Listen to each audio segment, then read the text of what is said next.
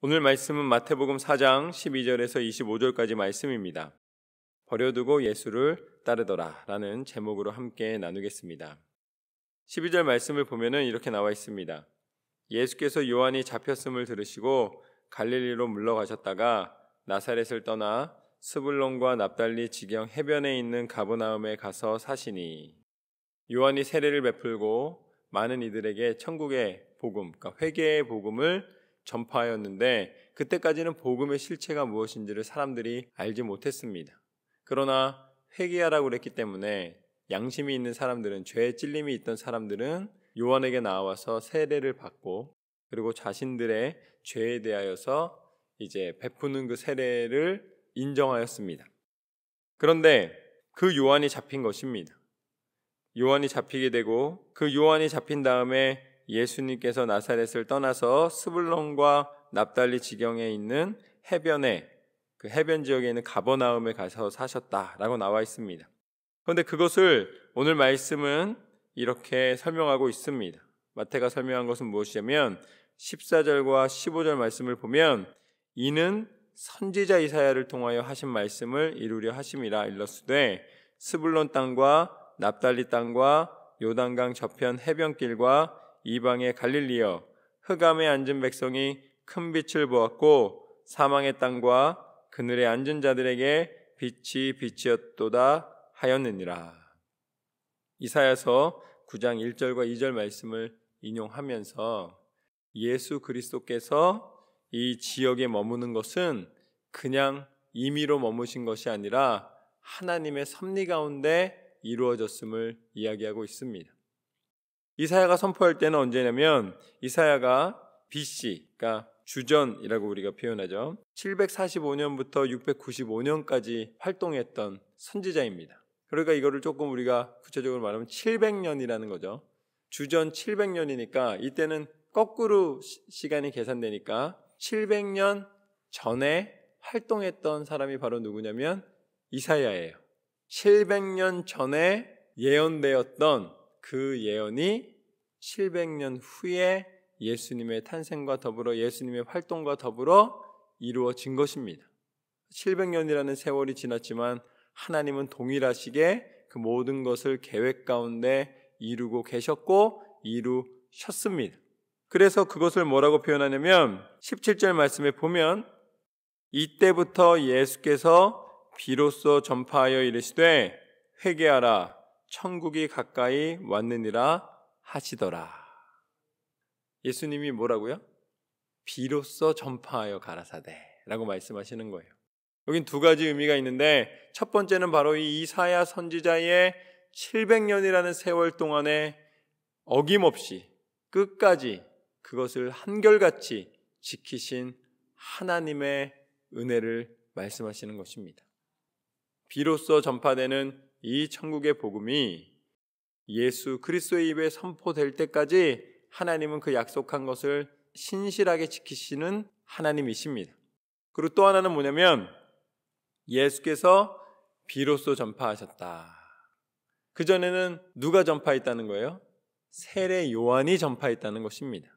마태복음 3장 1절 말씀을 보면, 그때 세례 요한이 이르러 유대 광야에서 전파하여 말하되 회개하라, 천국이 가까이 왔느니라 하였으니. 세례 요한이 예수님의 길을 예비하는 선지자로서 예수님의 길을 예비하며 천국 복음을 선포하였습니다. 근데 그때 실체가 보이지 않았어요. 그냥 회개하라, 천국이 가까웠다고 얘기한 거예요. 그건 뭐냐면 광야의 외침인데 예비하는 소리였다는 거예요. 그래서 모든 것이 하나님의 섭리 가운데 나타날 것이다 라고 예비하는 소리가 있었기 때문에 하나님께서 계획하신 그 계획 가운데 세례 요한이 선포할 때에는 예수님이 선포하지 않고 계셨다는 거예요. 근데 이제 세례 요한이 잡혔다 함을 들으시고 비로소 예수님이 선포하기 시작하셨다. 무엇을 선포하셨냐면 똑같은 걸 선포하십니다. 회개하라, 천국이 가까웠느니라. 하나님은 동일하신 하나님이시고 하나님이 우리 가운데 알기를 원하시는 것은 무엇이냐면 하나님이 우리를 위하여 천국을 예비하셨다는 거예요. 그 천국에 들어가는 문은 돈도 아니고 그 어떤 것도 아니고, 우리 어렸을 때부터 주일학교에서부터 했었잖아요. 돈으로도 못 가요, 하나님 나라. 지식으로도 못 가요, 하나님 나라. 믿음으로 가는 나라, 하나님 나라 아니겠습니까? 그래서 예수 그리스도를 통하여서 선포된, 예수님을 믿는 믿음으로써 가는 나라가 바로 천국입니다. 그것을 세례 요한을 통해서는 예비하게 하셨고, 예수 그리스도의 선포를 통하여서 완전한 실체를 우리 가운데 허락해 주셨습니다. 이게 바로 오늘 말씀 가운데 비로소 하나님의 때가 이르렀음에 라는 뜻입니다. 하나님은 하나님의 때에 하나님의 방법으로 이루시는 줄로 믿습니다. 이사야를 통해 선포된 말씀이 700년이라는 세월을 통하여서 변함없이 이루어진 것처럼, 예수 그리스도께서 당신의 때를 기다리시고 순종하는 마음으로 그 때가 이르렀을 때에 선포하신 것처럼 우리는 하나님의 때를 귀히 여기고 인내하며 기다리는 믿음이 필요합니다. 하나님은 그걸 원하시는 것이죠. 그렇게 천국을 먼저 선포하셨습니다. 그 다음에 18절 말씀부터 보면은 제자들을 부르시는 장면이 나옵니다. 18절과 19절, 20절까지 말씀을 보면, 갈릴리 해변에 다니시다가 두 형제 곧 베드로라 하는 시몬과 그의 형제 안드레가 바다에 금을 던지는 것을 보시니 그들은 어부라. 말씀하시되 나를 따라오너라. 내가 너희를 사람을 낚는 어부가 되게 하리라 하시니 그들이 곧 그물을 버려두고 예수를 따르니라. 할렐루야. 예수님은 최고의 설교자이신 것 같아요. 보니까 이 베드로랑 안드레가 이렇게 물고기를 잡고 있었다는 거 아닙니까? 근데 예수님이 그들에게 뭐라고 그랬어요? 내가 너희를 사람을 캐는 광부가 되게 하리라, 이렇게 말씀하지 않으셨어요. 내가 너희를 사람을 낚는 어부가 되게 하리라. 누구한테 말한 거예요? 어부한테 말한 거예요. 그러니까 귀에 쏙쏙 들어왔겠죠.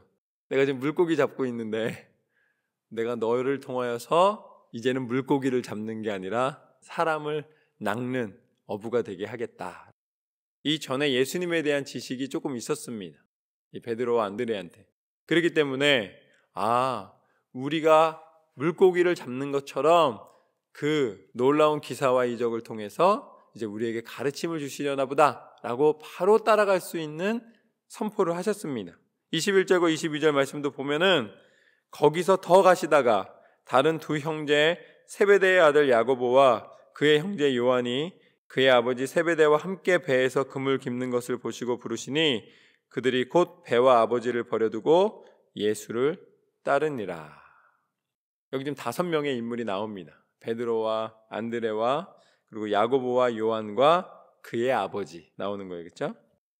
이 5명 중에서 세베대는 배와 함께 버려졌다라고 오늘 말씀에서는 표현되어 있습니다. 아들들이 아버지 버려두고 하던 일도 버려두고 그냥 떠난 거예요. 그런데 여기서 우리가 알 수 있는 것은 무엇이냐면 천국의 복음을 선포하는 일에 하나님이 부르실 때에는 우리가 하나님 말씀에, 하나님 주신 사명에 순종해야 되는 줄로 믿습니다. 하나님의 부르심은 우리가 거부할 수 있는 종류의 것이 아닙니다. 하나님께서는 그들을 부르실 때에 그들이 어부였지만 그러나 그들을 통해서 하나님의 사람을 구별하여 그들에게 복음을 선포하는 길로 하나님은 인도하십니다. 결국 무엇을 하시냐면 23절 말씀을 보면은 예수께서 온 갈릴리에 두루 다니사 그들이 회당에서 가르치시며 천국 복음을 전파하시며 백성 중에 모든 병과 모든 약한 것을 고치시니. 오늘 예수님이 부르셔서 함께 뭘 하십니까? 천국 복음을 선포하는 것에 대해서는 연관성이 전혀 없어요. 그러니까 그들을 부르실 때에 어부인 것을 활용하셨지만 내가 사람 낚는 어부가 되게 하리라 라고 그들에 맞춰서 이야기는 해주셨지만 그들이 어부이기 때문에 부르신 것은 아니라는 것입니다. 어부이기 때문에 부르신 것이 아니에요. 하나님의 부르신 가운데 우리를 인도하시는 것은 최종적인 목표는 뭐냐면 천국의 복음을 선포하게 하시는 것입니다. 그럼 왜 천국의 복음을 선포하게 하시는가? 천국 복음이 능력이기 때문에 그래요. 그런데 천국 복음은 단순히 내가 이제 죽으면 가는 나라, 아니면은 육신의 몸을 입고 있더라도 예수님이 재림하시면은 가는 나라, 그런 나라로 끝나는 것이 아닙니다. 하나님 나라의 권세는 뭐냐면 모든 병과 모든 약한 것을 고치시는 능력이 있습니다. 천국 복음은 하나님의 치료의 능력의 시작이에요. 천국 복음을 통해서 하나님은 하나님의 능력을 증거하십니다. 그러니까 어디에 소망이 있는 것입니까? 천국 복음, 예수 그리스도를 통해서 우리를 구원하신, 그래서 하나님 나라에 이르게 하신 그 복음의 능력이 우리 안에 들어올 때에 거기에서부터 능력이 나타나는 것입니다. 하나님의 사람은 누구인가? 내가 어떤 은사를 가지고 은사자로 뭔가 남들과 구별되어 있는 특별한 능력이 있을 때 나타나는 것이 아니라 천국 복음이 우리 안에 있을 때의 능력이 나타나는 거예요. 근데 천국 복음이 있음을 알게 하시는 것은 성령 하나님이십니다. 내가 아무리 믿으려 해도 믿어지지 않아요. 본 적이 없기 때문에. 성령 하나님께서 그것을 이제 알게 하시는데, 예수님이 선포하신 천국 복음을 성령 하나님이 알게 하시는데, 성령께서 우리에게 임하시기 위해서는 뭐가 필요한 거예요? 회개가 필요한 거예요. 그래서 예수님이 회개를 선포하신 다음에 제자를 부르신 다음에 천국 복음을 선포하신 것입니다. 이게 그냥 순서가 이렇게 된 것이 아니라 예수 그리스도께서 사랑하는 하나님의 백성들이 하나님 나라에 이르게 하시기 위한 그 모든 계획과 섭리 가운데 선포하신 것입니다. 그래서 회개함으로써 천국이 가까워지는 거예요. 오늘 말씀에 이 하나만 잡고 가면은 모든 것이 평생을 살아갈 수 있는 하나님의 능력이 우리 안에 담기는 것입니다. 회개하라, 천국이 이제 이미 너에게 임하였다.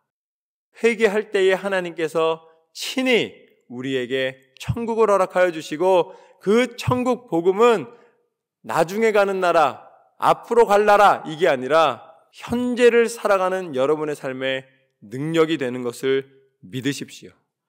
천국 복음을 통하여서 하나님은 약한 것을 고치셨다라고 말씀하십니다. 그때 24절과 25절 말씀을 보면 그의 소문이 온 수리아에 퍼진지라 사람들이 모든 앓는 자, 각종 병에 걸려서 고통당하는 자, 귀신 들린 자, 간질하는 자, 중풍병자를 데려오니 그들을 고치시더라. 갈릴리와 데가볼리와 예루살렘과 유대와 요단강 건너편에서 수많은 무리가 따르니라. 천국 복음을 선포하셨을 때에 예수 그리스도의 이름을 통해서 우리 가운데 참 구원의 빛을 비춰주셨을 때에 무엇이 나타납니까? 고통당하던 자들, 특별히 병에 걸려 고통당하던 사람들을 그 천국 복음을 통해 자유케 하십니다. 귀신에게 묶여서 귀신 들렸던 자들을 이 천국 복음을 통하여서 자유케 하십니다. 간질하던 자, 중풍병자들, 하나님께서는 천국 복음을 통해서 고쳐 주시는 거예요. 천국 복음이 우리 가운데 선포되었습니다. 우리가 회개하고 다시 한번 그리스도 예수 안에서 우리의 모든 심령 가운데 확실한 하나님의 나라에 대한 은혜를 바라보며 그 은혜를 소망하며 우리는 살아가야 할 줄로 믿습니다. 오늘 예수님의 가르치심처럼 예수님이 때를 기다리시고 비로소 복음을 전파하신 것처럼 우리는 하나님의 때를 기다리는 믿음이 필요합니다.